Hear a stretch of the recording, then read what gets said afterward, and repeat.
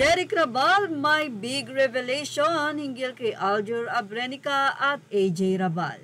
Yes, happy. Lolo na nga si Jeric. Ito'y matapos ngang aminin nito sa interview sa kanya na may dalawa na siyang apo kay Jeric Rabal at AJ. Well, sa naging panayam sa kanya, ayon kay Jeric, ayaw na raw mag-artista ng kanyang anak na si AJ. Kasi dinibdib daw masyado ni AJ ang pambaba sa kanya. Napaka-sensitive daw kasi ng kanyang anak na si AJ. At sinabihan na nga daw niya ito na ganun talaga kapag ka pumasok ka sa showbiz. Basta mainit sa kusina, lumabas ka.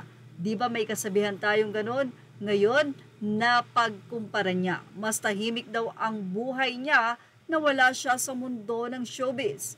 At sa naging update nga ng bandera, sa victory dinner ng Mamay, A Journey to Greatness, ay buong ningningang nagkwento si Jeric na ayaw na nga daw mag-artista ng kanyang anak na si AJ. Dahil sa tuwing tatanungin niya daw ito kung gusto nitong kumuha ulit ng project o magtrabaho ay nagme-make peace lang ito. Dito na nga, sabi daw ni Jeric, wala sa bahay lang si AJ. Tinanong din siya ng Viva tinanong nga siya ng Viva, tinatanong din ng sikat na artista, baka pwedeng isama daw ito sa project, pero nagme-make face lang daw itong si AJ. Ibig sabihin ay ayaw na talaga nitong mag-artista. At ang sagot niya kung kumusta na ang apo niya, malaki na, sino doon, 15 na ang apo ko, sagot pa nitong si Jeric. Binanggit ang pangalan ni AJ, bata pa, kakapanganak pa lang. So kapapanganak pa lang po daw ni AJ. Yung mga bali-balita noon, hindi naman yun. So nito nga lang po nagbuntis si AJ, siyam na buwan na nga po ang kanyang kapapanganak na baby.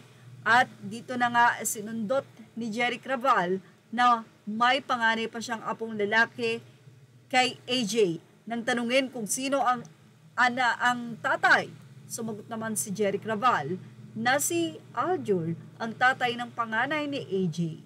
Sa makatuwid po ay may dalawang anak na nga si Aljur at si AJ.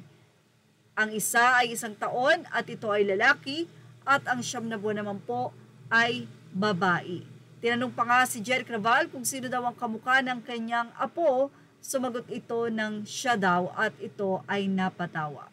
Well, marami naman ang nais ng makita ang nasabi nga pong baby, pero hindi po nagpo-post si AJ sa kanyang social media at tahimik lamang ito. Ayon nga kay Jeric, mas gusto nito na alagaan ang mga anak at ayaw na nga nitong mag-artista. Ayaw na ni AJ sa mundo ng artista, habang si Aljur naman ay patuloy na nagtatrabaho para itaguyod ang 4 na anak. 2 kay Kylie at 2 rin kay AJ. Yan ang ating showbiz snap update. Thank you for watching. Images are all credit to the rightful owners. Please like, share, and subscribe.